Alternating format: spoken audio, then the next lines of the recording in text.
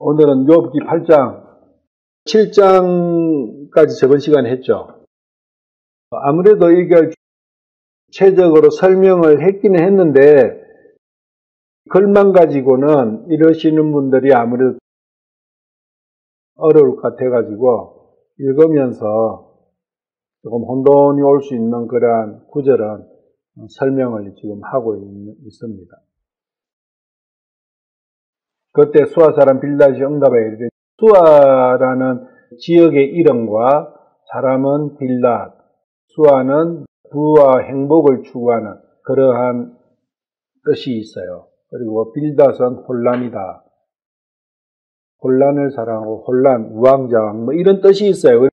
대충 보면 수아 사람 빌닷이라는 것은 부와 행복을 추구하지만 그것이 항상 세상적이고 육적인 부분이라는 것을 알 수가 있고, 그리고 하나님과 세상 사이에서 빌닷은 혼란을 일으키는 사람이다. 그런 것을 알 수가 있어요. 항상 그렇지 않습니까? 믿는다 하지만, 하나님을 믿고 산다고 하지만 세상과 하나님 사이가 도저히 구분이 잘 안 되는, 하나님을 사랑하는 건지 세상을 사랑하는 건지 자기의 행복의 추구인 건지 육의 행복의 추구인지 혼의 행복의 추구인지 도저히 알 수 없는 오락가락하는 그러한 사람들이 우리 주위에는 무지 많습니다. 그러한 사람들의 전형이 바로 수아 사람 빌닷이다, 이렇게 생각하고 보시면 돼요. 그렇다면은 이 빌닷과 같은 사람이 우리 주위에는 주위가 아니라 내 자신부터 생각을 해봐야 된다.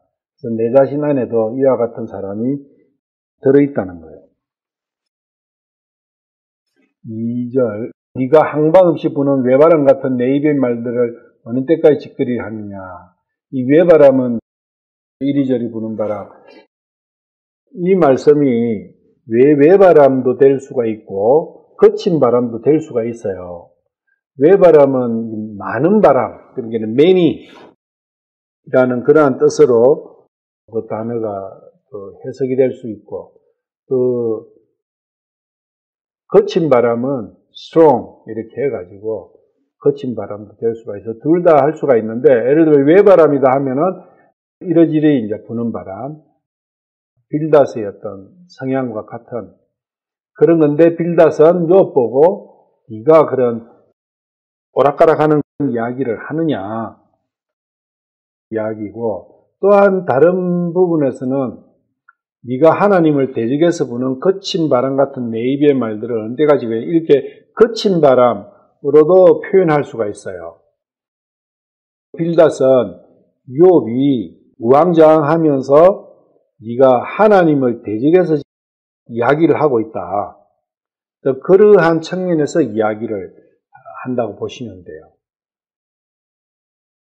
하나님에 대한 믿음을 이야기하고 있는데, 욥은 빌닷이 볼 때는 그것이 하나님을 대적하는 건방진 어떤 그런 하나님 앞에서의 말이다, 그렇게 판단을 하고 있는 거예요.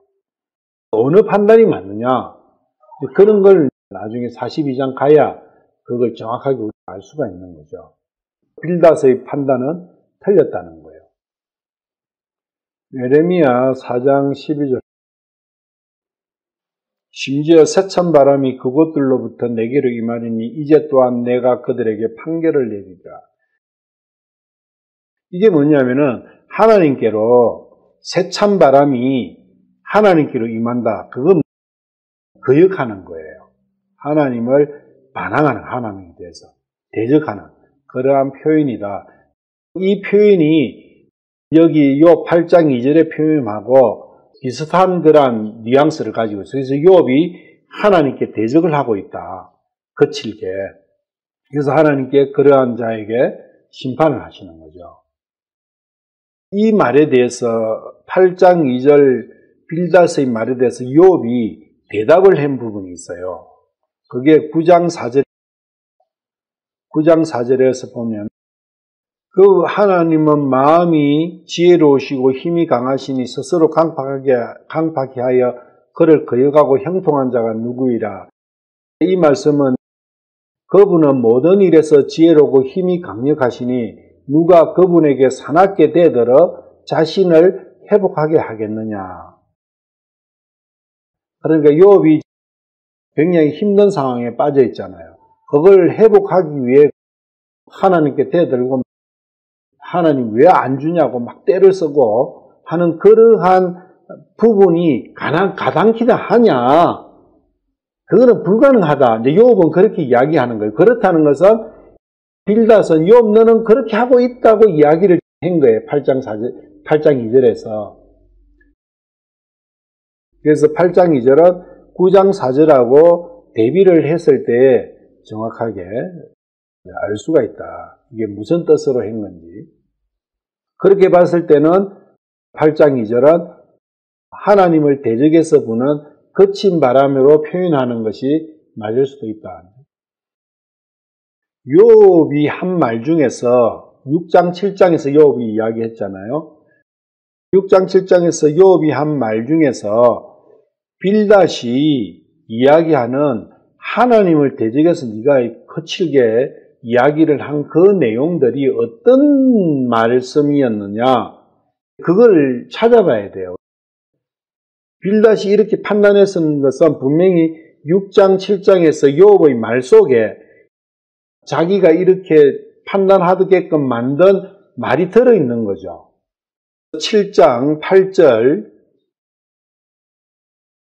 주의 눈이 내 위에 있을지라도 내가 없으리니 나를 찾는 자의 눈도 다시는 나를 보지 못하리라. 내가 없을 겁니다. 하나님 찾아도 저 없을 거예요. 그런 형태로 이야기를 했잖아요. 그리고 11절 그런즉 내가 내 입을 금하지 아니하고 내 영의 궁핍함에서 내 사정을 진술하고 내 혼의 쓰라림 속에서 호소할 거다. 하나님께 호소를 하겠다. 하나님께 뭔가 말씀을 드려보겠다. 뭐 이런 형태로 이야기하고 있고, 그래서 쭉 이래 보면은 하나님께 호소를 하고 사정을 해보고 알아보겠다. 그런 이야기들을 쭉 욥이 몇 가지를 했죠. 그런 걸 가지고 16절 보면은 내가 내 생명을 지긋지긋하게 싫어하며 계속해서 사는 것을 원치 아니하오니 나를 죽도록 내버려 두소서. 낼나들은 헛되니이다. 이것을 애가 부모한테 항의할 때 이거 안 해주시면 내 죽어불랍니다. 예를 들면은 그러한 뉘앙스로 받아들인 거죠. 이 빌닷은. 그렇다는 것은 빌닷은 그렇게 한다는 거예요. 그런데 욥은 그런 내용이 아닌데 하나님을 협박하느냐 니가 그런 투로 들은 거죠. 그러면 욥기가 문장이 어렵고 했지만 구체적으로 살펴보니까 그냥 우리의 일상생활에서 많이 볼 수 있는 그런 내용들이에요. 인간사에서 아버지는 사랑이시니까 아버지는 아들을 사랑하니까 확 죽어불랍니다 하면은 벌컥 겁이 나가 니 뭐 필요하냐, 돈이 필요하냐, 차가 필요하냐, 뭐 필요하냐 이렇게 할 거다. 그런 뉘앙스로 보면 되는 거예요. 욥이 그렇게 하고 있다고 보는 거예요. 아니죠. 욥은 그런데 가치를 두고 있지 않다는 거. 그런 것을 욥의 말의 저변에서 읽어낼 수 있어야 된다. 그런데 빌닷은 그걸 모르는 거예요. 항상 그렇잖아요. 사람은 자기가 자기 생각에 비춰서 남의 이야기를 듣잖아요. 그러니까 욥의 이야기를 딱 들으면 지가 맨날 그래 하니까 지하고 똑같은 이야기를 하고 있다는데 이렇게 생각하는 거죠. 8장 3절 전능자께서 의의 법을 굳게 하시고 하나님께서 재판의 판결을 뇌물로 인해 굳게 하시느냐?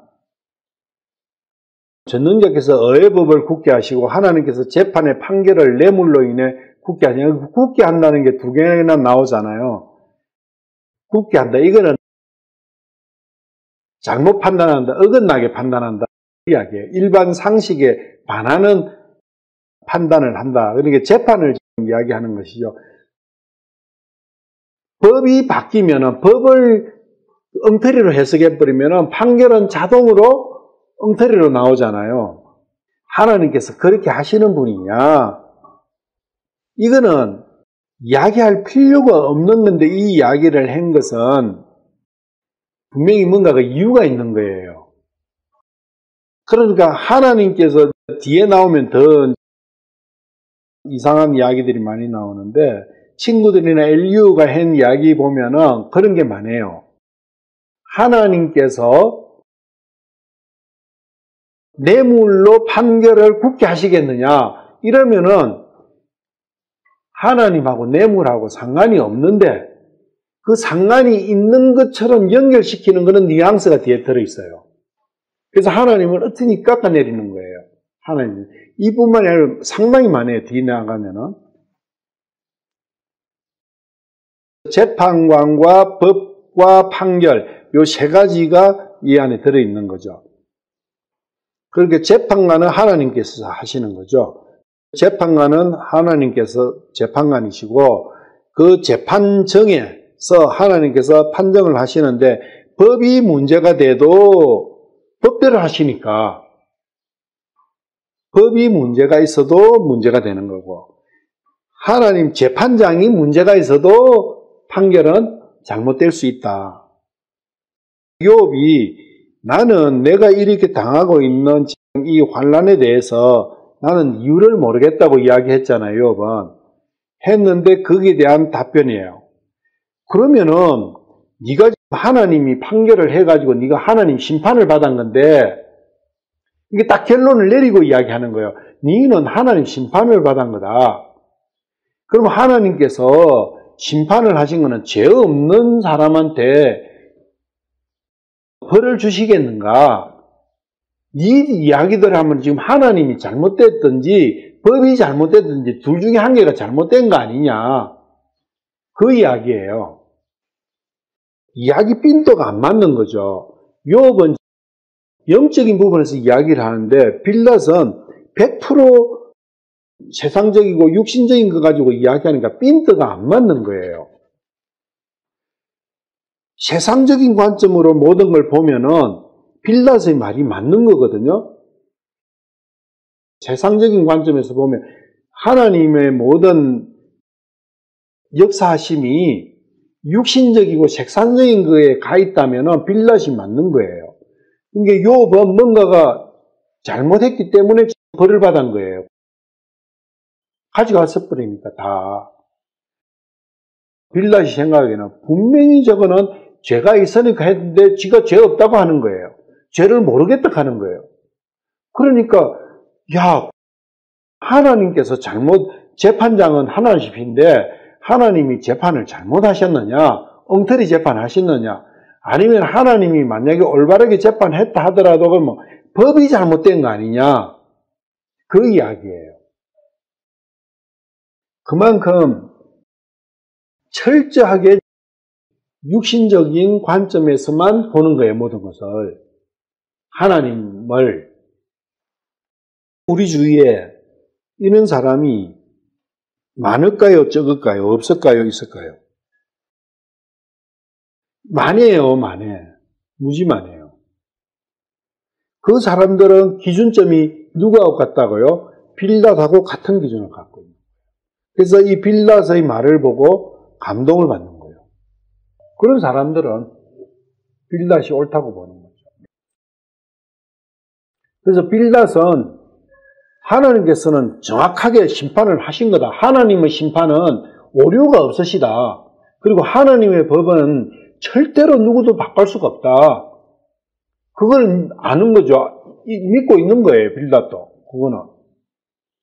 문제는 그 법이 하나님의 역사가 세상 것과 육신에 있는 것 갖고 하느냐 아니면 영을 갖고 하느냐 하늘 것이냐 땅의 것이냐 그것만 다르다 그 이야기예요. 그래서 하나님께서 42장에서 너희들은 나에 대해서 잘못 말했다. 뭐예요? 하나님 자신은 하늘의 것 갖고 모든 걸 하지 땅의 것하고는 상관이 없는데 너희들은 나를 땅의 것 가지고 다 한다고 이야기하니까 너희들은 틀렸다. 이렇게 하시는 거죠. 틀린 이유가 그렇다 그 이야기예요. 우리는 기준점이 땅이냐 하늘 것이냐. 나는 땅의 것이라는 것은 세상적인 것과 육신적인 걸 이야기하는 거예요. 오늘 아침에 밥 먹으면서 생각한 게 한 개가 뭐냐면은 땀에 대해서 생각해. 땀. 땅이 아니고 땀. 땀은 뭐죠? 어떻게 하면 땀이 나죠? 움직이면.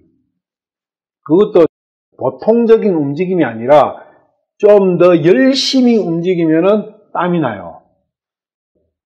땀의 성질은 노폐물이요. 땀은 노폐물이에요. 땀을 쫙 짜가지고 모아 병에 담아 이거 엄청 좋은 거니까 한잔 하시오. 이러면은 어떻게 하죠? 이게 뭔데 하면 내 땀을 다 모은 거예요. 이러면 이 사람이 어떻게 하겠어요? 이것이 그걸 갖다가 또 임금님한테 전상하는 거예요. 임금님 제가 땀을 모아 너무너무 귀한 거라 임금님 드시옵소서. 이러면은 어떻게 하겠어요? 저놈은 목을 쳐버려라. 감히 저 노폐물을 나에게 마시게 한다니. 육신적인 관점에서 내 노력을, 내 힘을, 내 정성을 하나님께 드리는 게 뭐예요? 그거예요. 땀을 흘렸다는 거잖아요. 그게 뭔가 노력을 했을 때 표현이 그렇잖아요. 아침에 밥을 먹으면서 그렇다. 이 땀을 모아가지고 하나님께 드리는 거다. 내 몸도 실어가지고 내보낸 것을 모아가지고 드리면서 하나님 이거 드시고 이거 갈증을 죽이십시오. 근데 그 안에는 갈증을 더 만들어내는 별별 거 다 들어있고 병을 만드는 게 다 들어있는 거예요. 성경에 콩팥하고 썰개가 나와요. 콩팥에서는 뭐가 들어있어요? 오줌이 들어있죠. 오줌이 뭐? 노폐물이잖아요. 땀하고 오줌은 같은 거예요. 그래서 콩팥이 많이 나와요. 욥기에 그리고 에레미야서에 이런 데 보면 콩팥이 많이 나와요. 그리고 제사에 보면은 콩팥이 많이 나와요. 콩팥은 못 들여요. 다 떼내야 돼. 왜 그러느냐? 그건 태워버려야 돼. 노폐물이에요. 오줌이라고. 썰개는 콩팥보다 더해요. 용의 썰개 나오잖아요. 신명기 33장에. 그 썰개는 바로 독이거든요. 선악과의 독이 썰개라고요. 그래서 예수님께 썰개를 안 드셨잖아요. 식초는 드셨지만. 콩팥과 썰개가 많이 나오는데 콩팥은 대충 알겠는데 썰개는 뭐냐? 썰개가 어떻게 만들어져요? 썰개즙 나오잖아요. 썰개즙은 그 성질이 어떻게 만든 거예요? 오줌은 피가 콩팥 사구체를 통과하면은 거기에 불필요한 것들 있잖아요. 불순물 나고 불필요한 것들은 빼 모한 게 소변이거든요.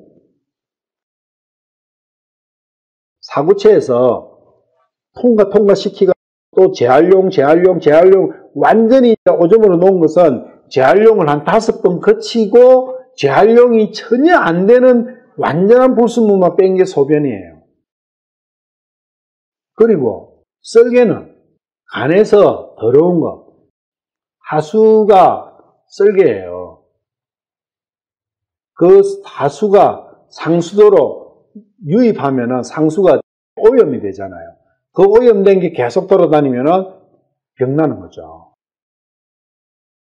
그래서 간이 고장나면 썰개즙이 오버플로어해 상수도로 들어가는 거예요. 피 속으로 들어가서 그게 눈으로 나타내게 황달 같은 거잖아요. 그걸 보면서 저 사람 간이 나쁘다. 지금 그 사람 건강이 안 좋다. 이제 대충은 알 수가 있죠. 썰개는 하수에 노폐물 중에 노폐물이 썰개라고요. 그러니까 물 성분으로 뽑은 노폐물이 오줌이고 물 아닌 기름 성분에서 뽑은 노폐물이 썰개예요. 이게 썰개가 훨씬 더 강력한 노폐물이라 그 이야기예요. 그렇지만 그걸 이제 재활용은 하죠. 12지장으로 보내가지고 그걸 지방을 녹이는데 쓰는 재활용은 시키지만은 하여튼 썰개는 그러한 뱀 같은 경우 뱀 독이 강한 독이 나오잖아요. 뱀 독이. 그게 독이 어느 성분을 갖고 독을 만드느냐? 썰개 성분을 갖고 독을 만든다. 그래서 썰개하고 독은 이꼬르다. 가을이라 하거든, 썰개를. 독은 베놈이에요. 특히 독사의 독을 베놈이라 하는데, 베놈과 썰개, 가을은 이꼬르예요. 그게 신명기 33장 거기 보면은 나오잖아요. 땅과 오줌과 썰개, 이 세 가지 알아놔야 된다.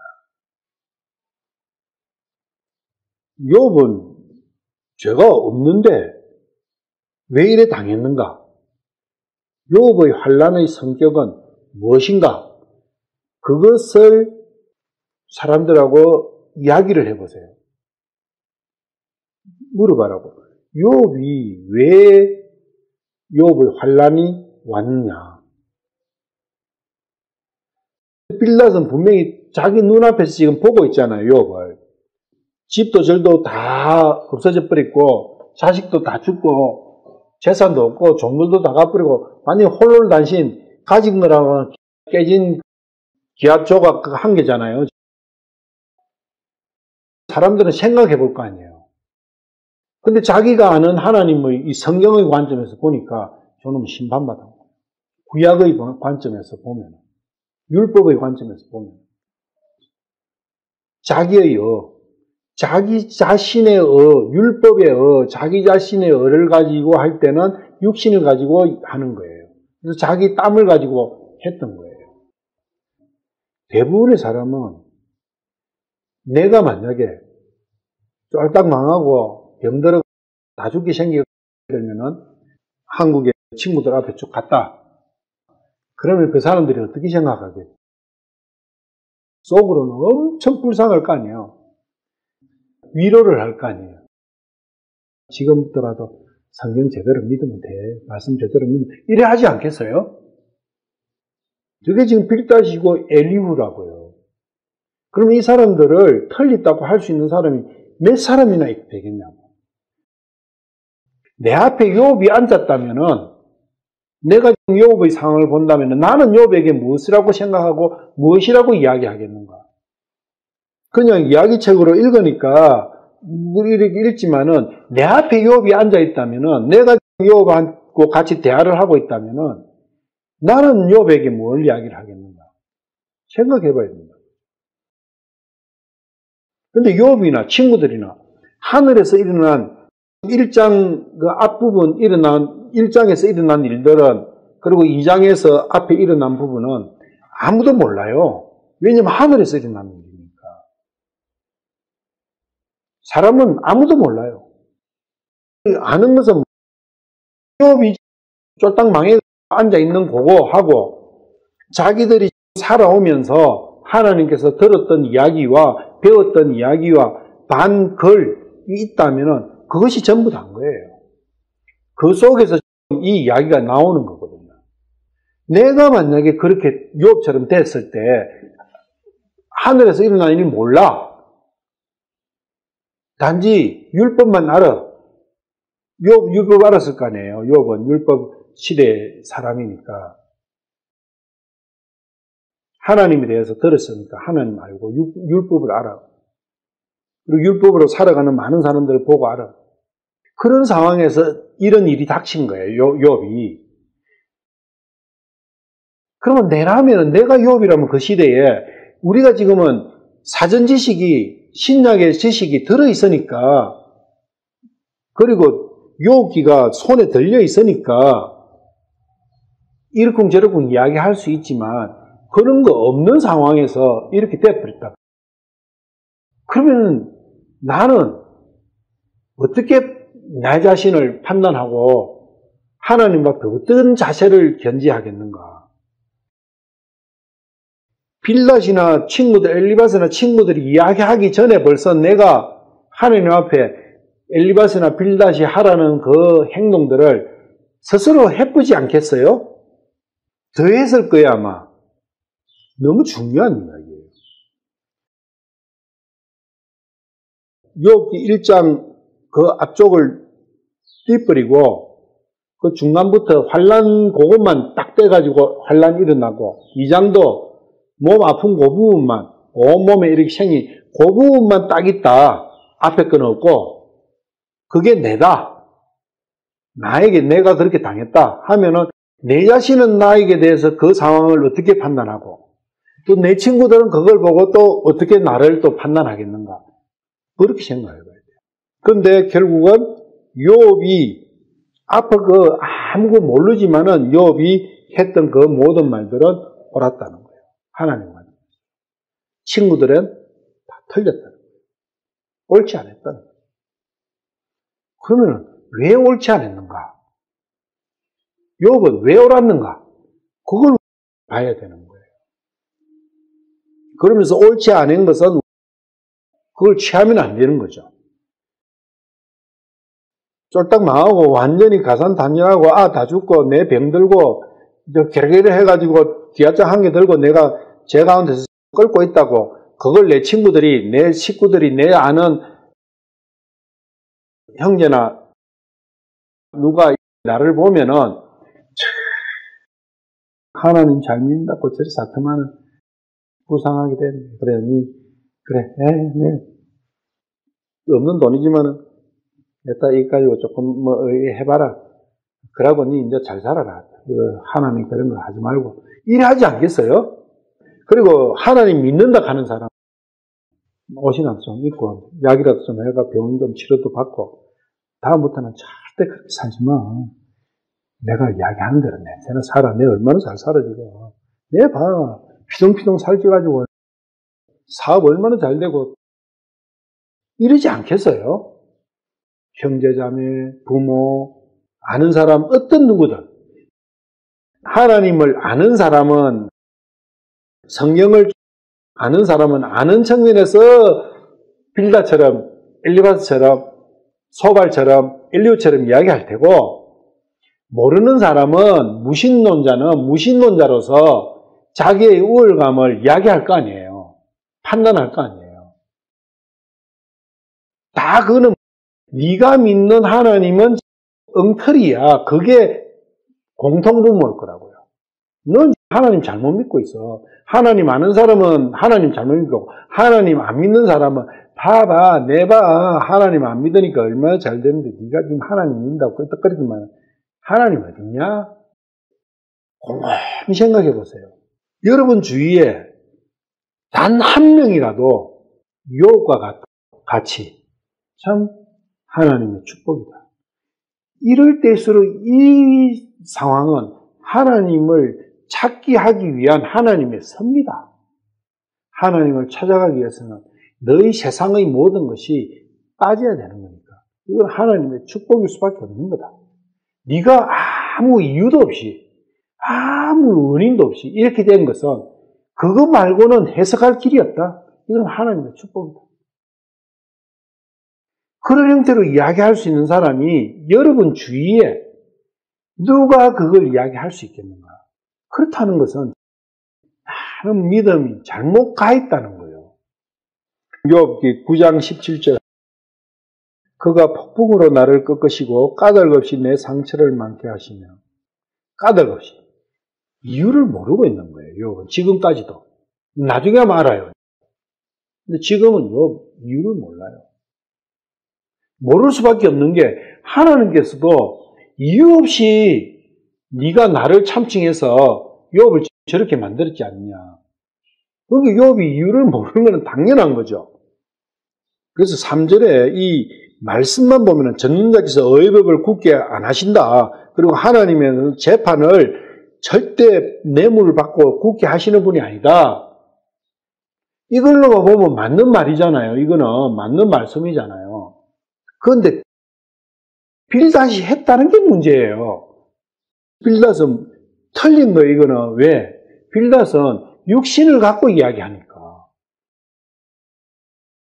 4절.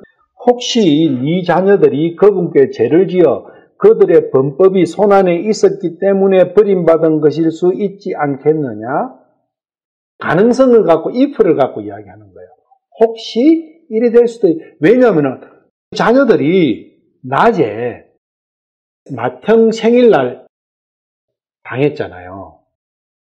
4절 5절에 보면 1장 4절 5절에 보면 잔치 끝나고 그 다음날 아침에 제사를 한 거거든요.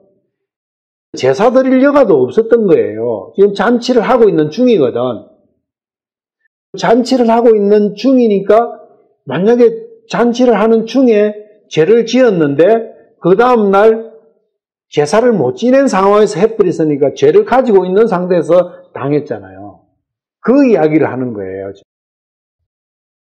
혹시 그럴 수 있지도 모르죠. 거기에 같이 있은 것도 아니고.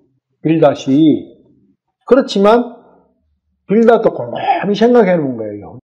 어디서 잘못된지 내가 요 평소에 볼 때는 제사를 잘 지내고 욥이 절대 죄는 없다는 건 자기 알거든요.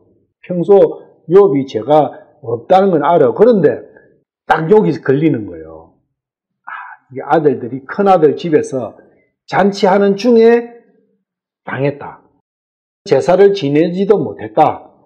그때 죄를 지은 것이 제사를 못 지낸 상황이라면 그걸 맞설 수 있겠다. 그래서 욥한테 그 이야기를 해주는 거예요.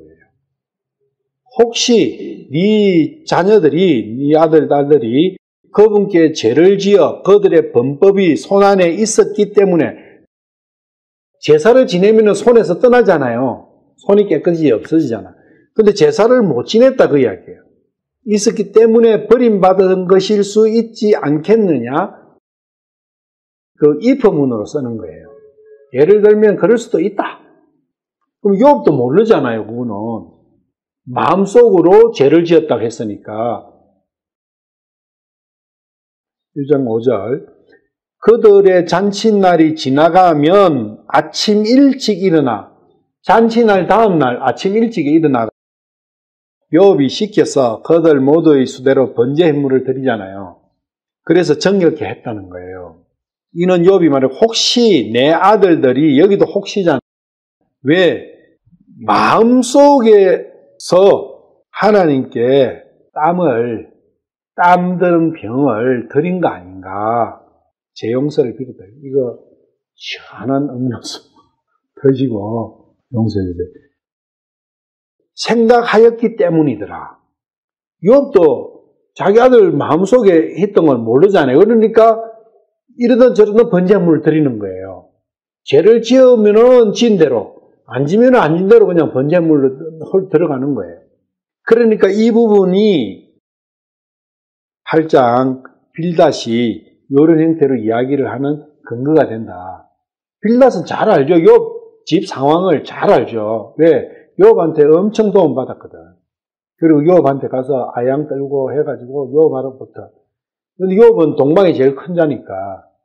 그래서 이거는 빌닷의 추측성 판단이다. 욥으로 하여금 이 죄 때문에 이게 왔구나. 그걸 믿게 하기 위해 가지고 계속 이런 이야기 저런 이야기 해주는 거예요. 5절. 만일 네가 서둘러 하나님을 찾아가서 전능자께 애걸복걸 한다면, 이게 빈다면은 이 빌닷이 만약에 빌면은 빌닷은 어떻게 빌겠어요? 하나님께 어떻게 아랜다는 거예요? 기도하는 거잖아요. 빌닷은 어떻게 기도하겠어요? 하나님, 제 자녀들이 혹시 죄를 지어 그랬던지 아니면은 제가 모르는 죄를 지었고 이렇게 됐던, 참 이래 된 것은 죄의 부덕의 소치입니다. 제가 죄를 지었기 때문에 하나님의 판정은 완벽한 재판이시기 때문에 분명히 제가 있는 것은 확실합니다. 주님. 그러니, 그렇지만 저는 참 힘듭니다. 제가 앞으로 절대 더 철저하게 죄를 안 짓게 하고 죄를 막게 하고 제가 번전 못하게 제가 조심을 하겠습니다. 그러니 이번만큼은 그리고 제가 이번에 번제 특별히 7마리를 더 드리겠습니다. 그러니 용서해 주시고 저를 다시 회복해 주시게 해 주십시오. 이렇게 하지 않겠습니까? 이 빌닷이 빈다고 했는데 빈다면은 그 빈의 내용이 전체적으로 어떻게 나오겠냐고요. 빌닷이 욥이라면 빌닷은 이래 할 거거든요. 내 기도하고 내용상으로 조금만 틀릴 수도 있지만은 대동소이하게 그런 형태로 나오지 않겠냐고요. 그러다 보니까 모든 이야기가 그러면 내가 앞으로는 절대 안 하겠습니다. 내가 손을 씻고 깨끗하게 살겠습니다. 그러니까 6절에 이런 말이 나오는 거예요. 또 네가 순수하고 곧바르면 그래서 순수하고 곧바르면 하나님께서 다시 너를 회복시켜 주실 거다. 그러니까 너는 순수하고 깨끗해라. 그러니까 순수하게 깨끗하게 하겠다는 그 자기의 의지를 기도드리지 않겠어요? 앞으로는 절대 제가 죄를 안 짓고 거룩하게 제가 잘 살겠습니다. 그래 하면은 그래가 노력을 땀을 흘려가 노력해가지고 깨끗하게 죄 안 짓고 살면은 하나님께서 네가 거하는 처소를 형통하게 해주시지 않겠냐. 그런데 여기 보면 네 자신의 여가 거하는 처소예요. 네 자신의 여가 거하는 처소. 이게 뭐예요? 육신이다. 내 자신의 여는 행위의 여라고 이야기해요. 율법의 행위의 여. 그게 내 여잖아요. 그게 구약의 여죠. 그 구약의 여는 행위의 여이기 때문에 몸에 있는 육체의 여다. 그래서 거쳐다 육신에 거한다고요. 그 의가. 내 자신의 의는 육신에 거하는 거예요. 그게 육신의 땀이다. 그것을 형통하게 육신을 다시 회복시켜 주실 것이다. 돈도 많고 잘 먹고 잘 살고 육신적인 행복을 주실 거다. 그 이야기예요. 여기가. 왜 처소라고 넣었겠냐. 굉장히 중요한 거예요.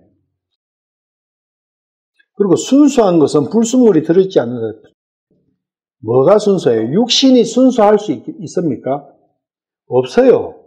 아무리 땀을 빼가지고 소변을 많이 누고 땀을 내고 한들 피 안에 독이 들어있기 때문에 안 되는 거예요. 그리고 그 독을 해독할 수 있는 거는 땀샘도 그건 해독이 안 되고 콩팥도 그건 해독이 안 되고 간도 그것은 해독이 안 되는 거예요. 그렇게 해독이 안 되니까 다 어디에 있어? 계속 피 속에 머물러 있는 거예요. 욥기나 이런 걸 쭉 보면 레위기서를 보면 레위기서나 욥기나 이런 구약의 제사에 대해서 말씀해 놓은 거는 이 몸을 만드신 분 아니면은 그 말씀들을 적을 수가 없는 거예요. 어떻게 썰개의 원리가 그렇다는 것을 3,000년 전에 4,000년 전에 어떻게 알겠어요? 땀샘의 원리가 소변하고 같다는 걸 어떻게 알겠냐고요. 땀이 노폐물이라는 걸 어떻게 알겠냐고. 3,000년 4,000년 전에. 이거는 만드신 분 아니면은 절대 알 수가 없는 내용이 들어있는 거예요. 인체에 대해서. 최근에서야 비로소 조금씩 아는 거잖아요. 피에 대해서, 인체에 대해서. 200년 전이나 100년 전에 이런 해석한 사람은 인체에 대해서는 깜깜하잖아요. 그게 그런 내용은 해석이 안 되니까 그냥 나라고 넘어간 거예요. 성경학자들이. 욥기 22장 23절. 여기 엘리바스죠. 네가 만일 전전자께로 돌아가면 세워지겠고 또 네가 네 장막에서 불법을 멀리 치우리라. 전부 다 행위죠. 선악과 나무를 네가 뽑아라 하는데 뽑을 수 있습니까? 못 뽑잖아요. 그래서 네가 네 장막은 지금 육신이잖아요. 육신의 생명 피 안에 있는 그 불법, 그 선악과 나무를 뽑아버리면 뽑아가 네가 깨끗해지면 뽑아 깨끗해진 상태에서 하나님께로 전능자께로 돌아가면 전능자께서 너를 받아주셔가지고 채워주실 것이다. 회복시켜 주실 거다. 그 이야기예요. 전부 다 지가 하는 거예요. 근데 못하는 거죠. 지가 할 수 있으면 예수님이 못 필요해요. 소발도 욥기 11장 13절 14절 만일 네가 네 마음을 예비하고 그분을 향하여 네 손을 내밀 때 네 손에 불법이 있거든 그것을 멀리 버려서 사악함이 네 장막들 안에 가지 못하게 하라. 이 장막은 육신이잖아요. 똑같이 또 육신을 이야기하는 거예요. 똑같아요. 소발, 들리바서, 빌닷 다 육신을 갖고 논하고 있다. 그리고 네가 할 수 있다. 불법은 이니큐티, 선악과의 독인 거 우리가 하죠. 선악과의 독을 네 스스로 해독할 수 있다. 못하는 거죠. 그때 이러한 분명히 그 사람들은 대부분의 사람들은 이와 같은 마인드를 가지고 있어요. 생각을. 불법을 이야기하는 거예요. 범법을 이야기하는 거예요. 불법과 범법을 차이점을 알죠. 근데 대부분은 몰라요.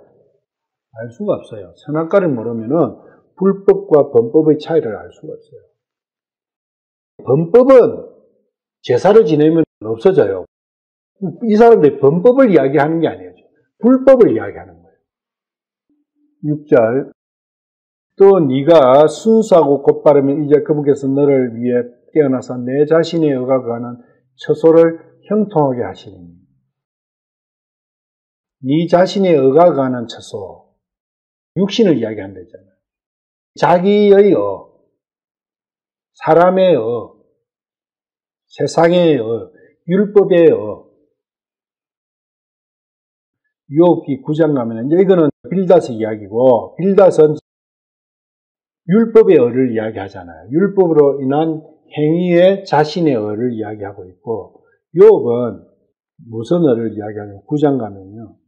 15절 가령 내가 어려울지라도 감히 대답하지 못하고 나를 판결하실 그에게 간구했을 뿐이며 이런 거예요. 비록 내가 어려울지라도 그분께 감히 대답하지 못하겠고 도리어 나를 심판하시는 분에게 긍휼을 구하리라. 욥은 자신이 아는 거예요. 율법에 따르는 내 자신의 행위와 의 이것을 알고 있는 거예요. 욥은 자기 자신의 의라고 알고 있는 거예요. 자기 자신의 의지 하나님으로부터 받은 완전한 의는 아니다는 걸 인정하고 있는 거예요. 하나님의 의를 받으려면 나를 심판하시는 분에게 긍휼을 구하는 이게 마태복음 5장 7절 말씀이 이 말씀이잖아요. 마태복음 5장 7절 한번 봐봐요. 긍휼을 베푸는 자들은 복이 있나니 그들이 긍휼을 얻을 것이기 때문에 이게 너무 잘못된 거꾸로 간 거죠. 일어나니까 긍휼을 베풀려고 다니는 거예요. 불쌍한 사람 도와주러 간다고. 그게 아니고요. 영어 성경을 직역해도 이거는 틀린 거예요. 프로던 성경 보시면 불쌍히 여기는 자는 복이 있으니 이게 맞는 거예요. 그들이 불쌍히 여김을 받아요. 불쌍히 여기는 자. 불쌍히 여기는 자. 내가 내 자신을 불쌍히 여긴다. 내가 내 자신을 불쌍히 여기면 하나님께서 그 자를 불쌍히 여겨주신다. 성경을 주어를 바꿔놔버리니까 행위가 나와버린 거예요. 아니 긍휼을 베풀 수 있는 자가 지가 긍휼을 얻을 일이 뭐 있어요. 남을 도울 수 있는 자가 하나님으로부터 자기가 도움받을 게 뭐 있냐고요. 그러니까 남 10원 돕고 하나님한테 100원 날라가는 거예요. 이렇게 엉터리로 번역돼 버리니까 그걸 오늘 볼 거예요. 오늘 주제가 사실은 이 구절이에요. 마태복음 5장 7절 이 말씀을 이렇게 봐버리면 성경은 헛것이다. 자기 자신을 불쌍한 자라고 여기는 자에게는 하나님께서 불쌍히 여겨주시는 복을 주실 것이다.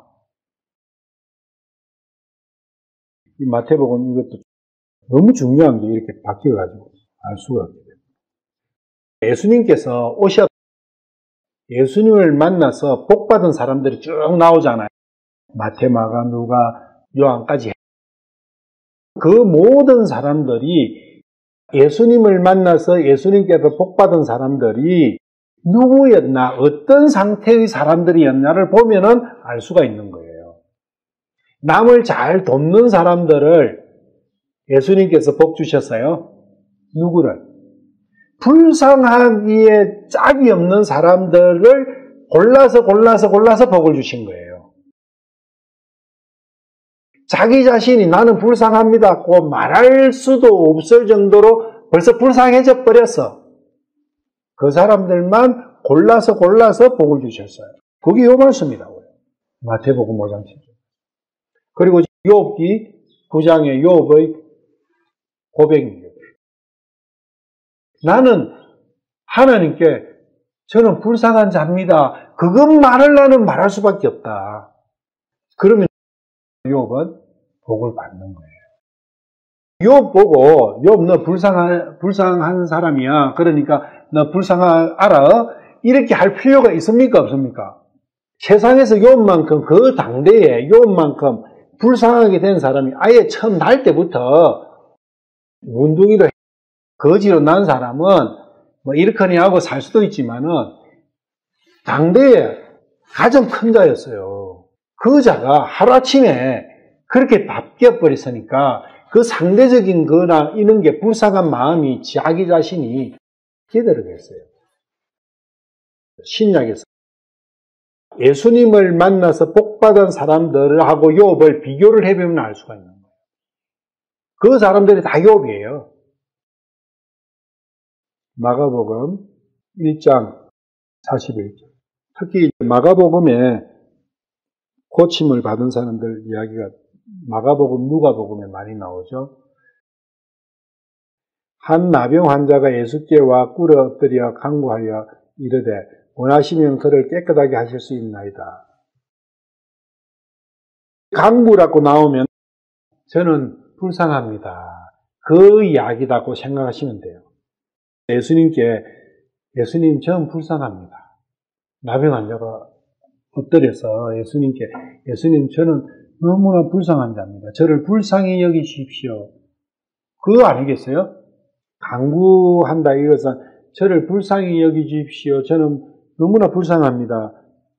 그 이야기를 하고 있다고 보시면 되는 거예요.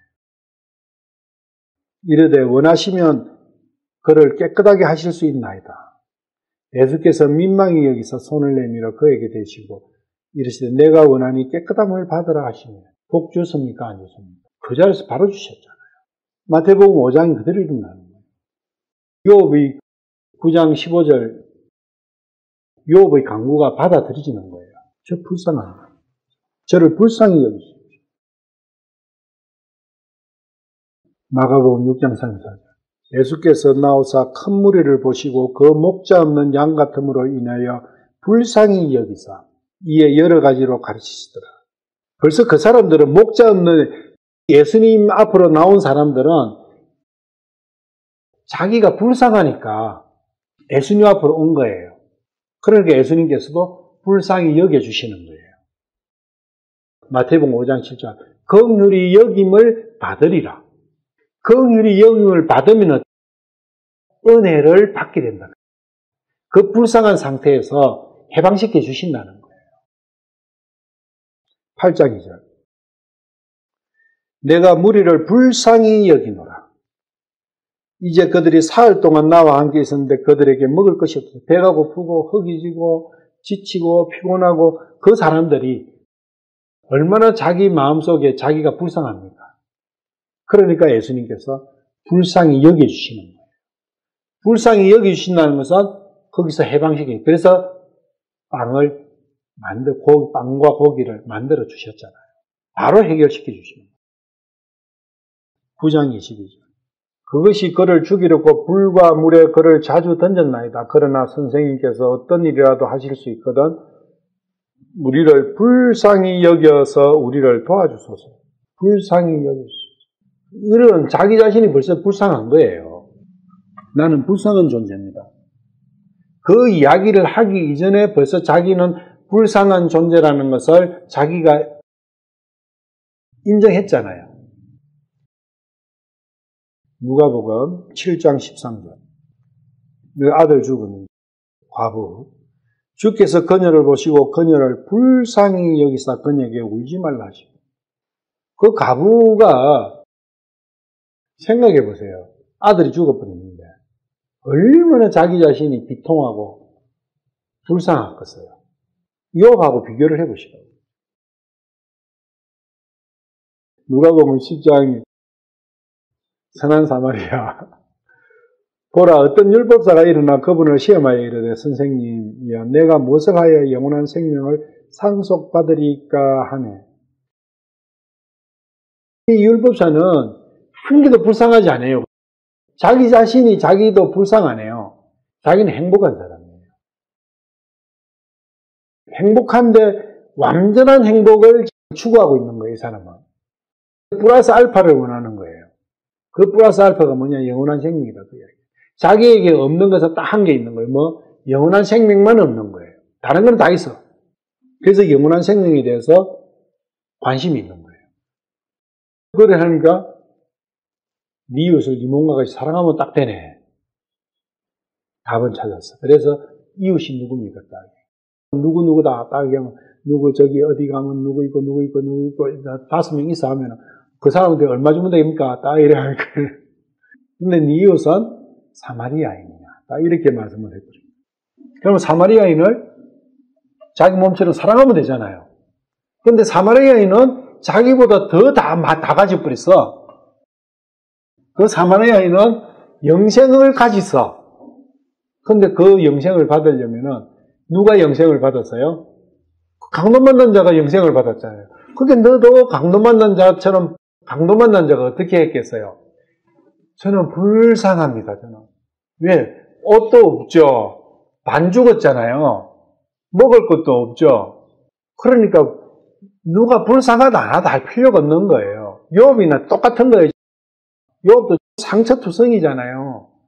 구더기도 덮였지, 혹이 덮였지, 죽어가고 있잖아요. 욥이. 욥하고 강도 만나고 이 사람도 다 뺏기버려서 이 사람도 욥처럼 부자였을 거예요. 분명히. 다 뺏기버렸잖아요. 욥하고 똑같네? 욥이 강도 만난 자네? 근데 욥이 어떻게 해요? 저는 불쌍한 존재입니다. 하나님 불쌍하니까 불쌍하게 여겨주십시오. 그것만 나는 할 수 있다고 이야기하잖아요. 그러니까 그 강도 만난 자가 그 이야기를 했겠어요? 안 했겠어요? 당연히 우러나오겠죠. 말도 못할 만큼 불쌍한 것을 자기가 애통하고. 그러니까 딱 구해줬잖아요. 너도 그 사람처럼 외쳐봐. 불쌍히 여겨주십시오 하고 외쳐봐. 그러면 돼. 예수님이 앞에 딱 그러잖아요. 내 앞에 지금 무릎 꿇고 주님 불쌍히 여겨주세요. 그러면 너 영생 받아. 이렇게 하고 있잖아요. 그리고 누가복음 16장 15장도 마찬가지예요. 15장은 탕자잖아요. 탕자도 자기가 불쌍하게 된 걸 보고 돌았어요. 불쌍하게. 그거는 다음에 읽어보시고 중요한 거는 나사로 16장 20절 24절 또 나사로라 하는 어떤 거지가 있었는데 그는 헌데투성이로 부자의 대문에 누워. 나사로하고 욥하고 한번 비교를 해보세요. 강도 만난 자하고 나사로가 비교 안 해보세요.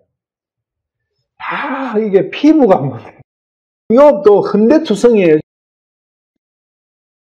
구더기가 버글버글 하고 있죠. 여기도 구더기가 부르하니까 개가 와가지고 지금 핥고 있는 거예요, 지금. 부자의 대문에 누워가지고 부자의 상에서 떨어지는 부스러기로 배를 채우려 하더라. 또한 개들이 와서 거의 흔들어 하더라. 욥하고 너무나 흡사해요, 나사로는.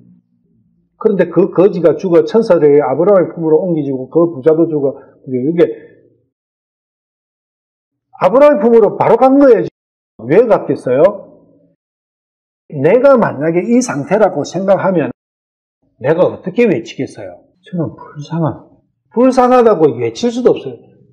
불쌍하게 여겨달라고 외칠 수도 없는 만큼 마음에서 꽉 차 있는 거죠. 불쌍한 그게. 그러니까 마태복음 5장 7절이 딱 적용 바로 받아버린 거죠. 근데 부자는 자주색 옷 입고 매일 연락하고 살았어요. 왕처럼 살았어요. 행복했겠죠. 애통한 게 어디 있고 가난한 게 어디 있고 불쌍이 어디 있겠어요.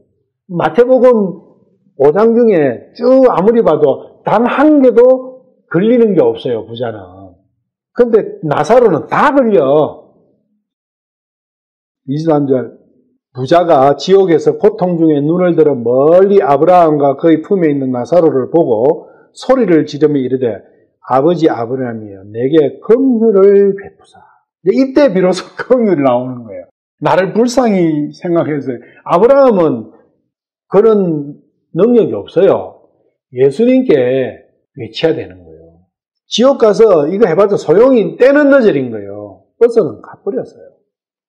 진짜 불쌍하게 돼버렸죠. 이게 소리를 지르면서 아버지 아브라함이 내게 긍휼을 베푸사 나사로를 보내어 그가 그의 손가락 끝에 물을 찍어 내 혀를 서늘하게 하도록 하소서. 내가 이 불꽃 가운데서 고통을 받나이다. 얼마나 불쌍하게 됐어요. 여기서는. 이게 진짜 불쌍한 거죠. 왜? 구제 못 받으니까 이제 끝나버렸습니다. 이게 자기의 연대, 자기의 의 속에서도 자기가 하나님께 고개를 들지 않고 주님, 저는 불쌍히 여김을 받아야 될 존재입니다. 자기의 의 속에서 욥은 완벽한 의를 갖고 있잖아요. 완벽한 의를 가지고 있으면서 주님, 저를 불쌍히 여기십시오. 이렇게 하는 거예요. 그런데 대부분의 사람은 어떻게 해요? 자기 의가 있으면은 불쌍히 여기십시오 하면 주님, 제가 이렇게 의롭지 않습니까? 주님 앞에 이렇게 죄 없이 잘 살았지 않습니까? 주님, 저에게 저를 하늘나라로 영생을 주셔야 되지 않습니까? 대부분 그러지 않습니까? 그 차이 엄청 큰 거예요. 욥만한 자기 의를 쌓은 사람이 있습니까? 없어요. 완벽하다 했어요. 욥은. 하나님께서 완벽하다 할 정도로 욥은 자기에 의해서 완벽한 사람이에요. 그런데 그 욥이 주님 불쌍히 여기십시오. 9장 15절에 가령 내가 어려울지라도 욥은 자기도 죄가 없어요. 자기가 아무리 생각해도 죄가 없어. 그런데 그것보다 더 중요한 건 하나님께서 완전하다고 하죠. 자기가 하나님 앞에 완전하지만 자기에 의해요. 구약의 율법이에요. 자기에 의가 완전하지만 내가 할 수 있는 것은 오직 주님, 저를 불쌍히 여기십시오. 그게 믿음이 아니고 뭐냐 그 이야기예요. 욥의 믿음이라는 게 그런 거다. 에스겔서 33장 12절 사람의 아들아 그러므로 너는 네 백성의 자손들에게 말하기를 어려운 자가 범법하는 날에는 그의 의가 그의 자신의 의예요. 율법이에요. 그의 의가 그를 건지지 못하리라.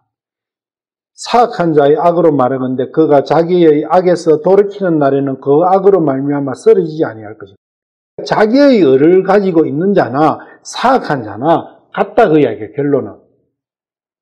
사악한 자가 자기의 악에서 돌아서면은 쓰러지지 않는다.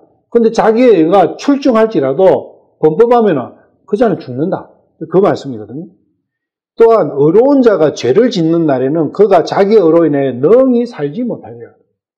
내가 의로운 자에게 말하기를 그가 반드시 살리라 할 때에 그가 만일 자기의 의를 신뢰하고 자기의 의를 신뢰하고 불법을 행하면 그의 모든 의는 기억되지 아니하겠고 그는 자기가 행한 자기의 불법으로 인하여 그것으로 인하여 죽으리라. 욥의 대답이 이 말씀하고 연결되는 겁니다. 그러니까 욥은 자기를 내세우지 않는 거예요. 내가 이렇게 살았는데 하나님 뭐라도 특별히 뭔가 좀 달리 대우해 주지 않습니까? 이거 아니다 그 이야기예요. 갈라디아서 2장 16절. 사람이 율법의 행위로 어렵게 되지 아니하고 오직 예수 그리스도의 믿음으로 되는 줄 알므로 우리도 예수 그리스도를 믿었나니 이것은 우리가 율법의 행위가 아니라 그리스도의 믿음으로 어렵게 되고자 함이라. 율법의 행위로는 어떤 육체도 어렵게 될 수 없느니라. 딱 결론이 나와버리죠. 욥이 맞은 거죠. 빌립보서 3장 9절. 율법에서 난 내 자신의 의가 아니라 그리스도의 믿음을 통한 의, 곧 믿음으로 말미암아 하나님께서 난 의를 소유한 채 그분 안에서 발견되려 합니다. 욥이 이 빌립보 3장 9절과 똑같은 이야기를 하고 있지 않느냐. 내 자신의 의가 아니다. 하나님에게서 난 의. 하나님에게서 난 의는 그분이 바로 그리스도 예수님이다. 그래서 예수님을 내가 함께 했을 때, 같이 했을 때 올바로 되는 것이지 그 이외의 건 안 된다. 그게 복이지 않느냐. 복을 주시는데 무엇을 예수님을 주신 거예요. 사람들이 예수님은 싫어해요. 돈을 좋아하고 집을 좋아하고 차를 좋아하고 명예를 좋아하고 높은 지위를 좋아하고 파워를 원하지 그게 복을 원하지 예수님은 그거는 시시하게 생각해요. 그게 판단이 뭡니까? 예수님이 있느냐 없느냐의 판단이 아니고 돈이 있느냐 명예가 있느냐 파워가 있느냐 직위가 있느냐 회사가 잘 되느냐 행복하냐 이런 걸 갖고 따지지 않습니까? 그럼 믿음이 어디가 있어요? 전부 다 육신의 거에 믿음이 가 있는 거지. 무슨 복을 진짜 복이라고 생각하느냐? 단비가 뭐예요? 예수님이 단비시잖아요. 빌다시 8장 6절 나오는 내 자신의 의가 가는 처소를 형통하는 것. 9장 15절과 8장 6절은 빌닷과 엘리바스와 이 친구들의 믿음에 대한 정의와 욥이 생각하는 믿음과 그 어려움과에 대한 정의가 딱 극명하게 나타나는 거예요. 다른 것이. 그것이 한 개는 사탄이 주장하는 바고 한 개 욥은 하나님께서 주장하는 바다. 그래서 욥은 알고 있는 거예요. 이 육신을 가지고 어렵게 산 그 모든 것들이 자기가 영적으로 회복하는 부분에서는 아무 의미 없다는 걸 아는 거예요. 그래서 위로자, 중보자를 찾는 거예요. 7절. 그래서 이런 이야기가 나오는 거죠. 빌닷이. 비록 네 시작은 작을지라도 네 마지막 것은 심히 정대되리라. 이게 여러 가지 의미가 있는 거죠. 시작은 점한개에서 시작했는데 끝에는 성인이 되고 그게 있는 것도 있을 테고 처음에는 빈손으로 시작했는데 나중에는 부자가 되고 지식도 처음에는 없는데 살다가 배우다 보면은 지식도 많아지고 세상 것들은 다 그렇잖아요. 모든 세상의 것들은 처음에는 없잖아요. 처음부터 남편이 있습니까? 없잖아요. 자식이 있습니까? 없잖아요. 재산이 있습니까? 없잖아요. 자기 거 없잖아요. 아버지 거지. 그런데 자기가 결혼해서 어떻게 크면서 분리 나가잖아요. 그러다 보니까 남편도 생기고 자식도 생기고 재산도 생기고 집도 생기고 차도 생기고 친구도 생기고 모든 게 점점 커가잖아요. 근데 문제는 끝에 가면은 똑같이 아무것도 없는 대로 되돌아가 본다는 게 문제예요. 그런데 여기서 빌닷은 죽음은 생각을 안 하는 거예요. 무에서 무로 되는 건데 사실은 무에서 무인데 처음의 무와 마지막의 무를 빼버리니까 이렇게 시작과 끝이 적었는데 정대되는 걸로 나타나는 거죠. 그리고 본질은 이것은 아예 없는 거예요. 새로 태어나야 되는 건데 그런 부분에서 완전히 오락가락 하는 것도 있지만 틀렸다. 그리고 육신의 것은, 세상의 것은 전부 다 아날로그적이에요. 아날로그는 옛날에 전축이 있죠. 그리고 비디오 테이프 있죠. 이런 거는 다 아날로그라고 그래요. 그런데 요 사이는 다 디지털이다. 디지털은 딱딱 끊어져요. 단절이 돼. 1과 0, 0과 1 이래요. 이 세상 것은 아날로그적이에요. 쭉 이어져요. 그런 게 그게 아니고 새로운 걸로 바뀌어버려야 된다. 하늘 걸로. 그것을 이야기하는. 그러니까 육신적인 것만 이야기합니다. 영적인 것은 개선이 아니다. 육신적인 것이 개선돼가 영적인 걸로 바뀐다. 그거는 있을 수가 없잖아요. 본질부터가 틀린 건데. 그렇지만 종교는 항상 이걸 이야기를 해요. 점점 커갈 수 있고, 연속적일 수 있고, 개선시켜 나갈 수 있다. 사람이 개선이 됩니까? 사람의 관점에서는 개선이 돼요. 사람의 관점에서는 개선이 된다. 그런데 하나님의 관점에서는 개선입니까? 어떻게 해요? 아니에요. 죽고 다시 태어나는 거예요. 그래서 세상 관점이냐, 사탄 관점이냐, 하나님 관점이냐. 극명히 바뀝니다. 그게 종교적인 부분의 사람들이 관점이 바로 있다. 육신을 기준으로 하는 사람들은 항상 이 관점입니다. 8절. 원하건대 너는 이전 시대 사람들에게 물으면 네 자신을 가다 놓고 그들의 조상들이 탕구한 바에 주의를 기울이라. 조상이 나오고 옛날 사람 나와요. 이 시대의 기독교인들 보면은 다 누구를 붙들고 있어요? 조상을 붙들고 있어요? 예를 들면은 장로교 다니는 사람이 있어요. 그 사람은 누구 붙들고 있어요? 칼빈 붙들고 있잖아요. 칼빈이 조상이에요. 그거는 이전 시대 사람이죠. 조상하고 틀려요. 이전 시대 사람의 개념. 자기 직대는 아니잖아요. 아담은 내 조상이 맞아요. 그래서 조상이 나오면 아담은 맞아. 그리고 내 할아버지도 맞고 내 아버지도 맞고 맞지만 칼빈은 내 직대 조상이 아니에요. 그거는 이전 시대 사람이지. 틀려요. 그 개념이. 다르죠. 이전 시대 사람에게 묻는다. 이 이전 시대 사람에게 누구한테 물어요? 장로교 다니는 사람은 칼빈한테 물어. 칼빈은 어떻게 했는데? 침례교 다니는 사람은 스펄전한테 물어. 감리교 다니는 사람은 웨슬리한테 물어. 그리고 또 세대주의자들은 르크만이나 뭐 그런 형태로 가는 거예요. 천주교는 아우스티누스하고 어거스틴, 제롬 이런 데 가서 물어봐. 그리고 좀 더 영적이라는 사람은 바울한테 가서 물어봐. 저기는 천주교는 베드로한테 가서 물어봐. 그게 이 말씀이에요. 이전 시대 사람을 묻는다는 게 그거예요. 네르타린탄이나 원시인한테 그거 아니라고요. 이방인한테 묻는 그거 아니라고. 그리고 그들의 조상이, 아까 내가 조상은 누구라고 했어요? 아담과 이브예요. 아담하고 이브한테 물어봐라 그 이야기거든. 그럼 아담하고 이브가 연구한 게 결국은 선악과 따먹는 거 그걸로 끝나버린 거예요. 연구해. 그래서 쫓겨난 거죠. 전 인류가 선악과 독에 중독되도록 만드는 것이 조상들이 탐구한 바예요. 이 말씀이 그 말씀이에요.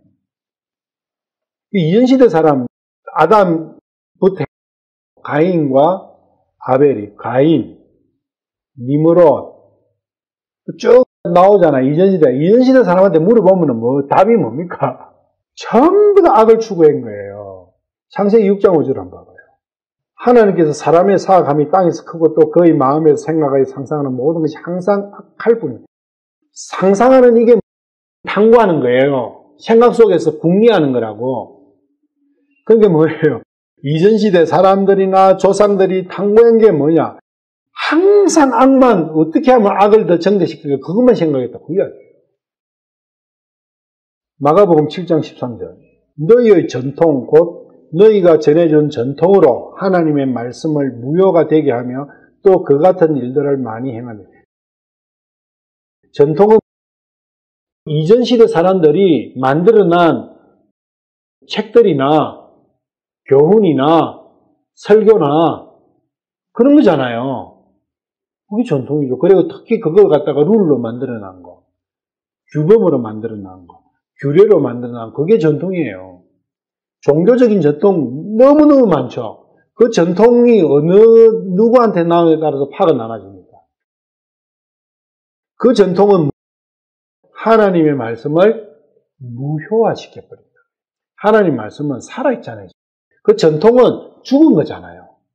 근데 우리는 죽은 전통을 살아있는 말씀보다 훨씬 더 중요하게 생각해요. 그래서 하나님 말씀과 이야기하면은 누가 그 이야기했는데 그 사람은 그렇게 이야기 안 했는데, 그 목사는 그렇게 이야기 안 했는데, 이렇게 먼저 툭 튀나버리잖아요. 골로새서 2장 8절. 어떤 사람이 철학과 헛된 속임수로 너희를 노력하지 못하도록 조심하라. 그것들은 사람들의 전통과 세상의 유치한 논리들을 따르는 것이고 그리스도를 따르는 것이다. 사람들의 전통이 일어나니까, 그리고 세상의 유치한 논리를 하니까 뭐 세상에 있는 소크라테스 이야기라든지 뭐 플라톤의 이야기라든지 뭐 이런 것만 이야기하는 걸로 생각하잖아요. 아니에요. 성경을 가지고 이야기하는 그것들 있잖아요. 교리 만들어 놓은 거. 다 그거 포함되는 거예요. 절대 그리스도를 따르는 게 아니고, 그러니까 그리스도를 따르는 게 아니고 칼빈을 따르고 뭐 그런 거 아니에요. 이호를 따르고 바고스 따르고. 그리스도를 따른다 하면은 파가 있을 수가 없잖아요. 사람을 따르니까 파가 생긴 거죠. 사람 이름이 먼저 나오는 것은 잘못됐다. 신천지만 잘못된 게 아니에요. 왜 그러느냐? 로마서 3장 9절 때문에 9절에 나와 있어요. 그러면 어떠하냐? 우리는 그들보다 나으냐? 결코 아니라 우리는 앞에서 유대인들과 이방인들을 검증하여 그들이 다 제 아래에 있음을 입증하였느냐 하면서, 이것은 기록된 어려운 자는 없으니 단 한 사람도 없다. 그리고 깨닫는 자도 없고 하나님을 찾는 자도 없고 선을 행하는 자가 없나니 단 한 사람도 없다. 쭉 이런 건 이게 모든 사람이 똑같다 그 이야기예요. 뭐 낫고 못하고 그거 아니다 그 이야기예요. 그래서 사람을 논하지 마라. 이게 참 어떻게 보면요, 종이장 한 장의 차이일 수도 있어요. 빌닷과 요업의 차이가. 그렇지만 이것은 하늘과 땅의 차이인 거예요. 우리 생각하기에는 종이짝 한 장 차이라 생각할 수 있지만 하나님 관점에서는 하늘과 땅의 차이인 거예요. 비교할 수 없는 차이인 거예요. 너무나 큰 차이죠. 그걸 잘 인지를 해야 된다. 불교기가 깊이가 있다는 게 그런 거예요. 깊이 있는 말씀일수록 쉽게 읽으면 그냥 쑥 넘어가요. 성경 마찬가지예요. 성경의 깊이는 끝이 없잖아요. 근데 성경을 쭉 읽으면 쉬워요. 그냥 쭉 읽어요. 근데 성경을 단어 한 자를 한 구절 가지고 1년을 헤매고 있는 사람은 성경이 어려워도 그만큼 어려울 게 없는 거예요. 근데 누가 올래야? 그 사람이 옳은 거예요. 한 구절 가지고 평생을 씨름하는 그 사람이야말로 제대로 성경을 아는 사람이다. 소설책도 조금 의미 있는 소설책들은 그렇게 쏙 읽어지지가 않는다고요.